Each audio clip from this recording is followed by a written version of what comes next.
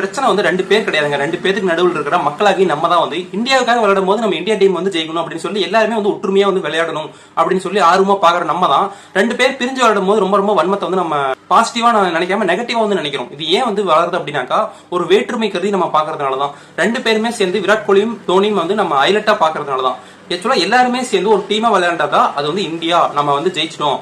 Virat Kohli sir ஒரு 4 அடிச்சாலும் 6 அடிச்சாலும் இந்தியாவுக்காக விளையாடும் போது வந்து தோனி விராட் கோலி ரெண்டு பேருமே வந்து நல்லா பர்ஃபார்மன்ஸ் பண்ணணும் அப்படின்னு நம்ம நினைப்போம். ஆனா தனித்தனியா விளையாடும் போது தோனி இது மட்டும் தான் ஜெயிக்கணும், விராட் கோலி வந்து ஜெயிக்க கூடாது அப்படின்னு நம்ம நினைக்கிறது வந்து இன்னுமே விளையாடாம வெளியில நின்றுட்டு இருக்கிற மக்களுக்கு வந்து ஒரு பயத்தை வந்து உண்டு பண்ணும்.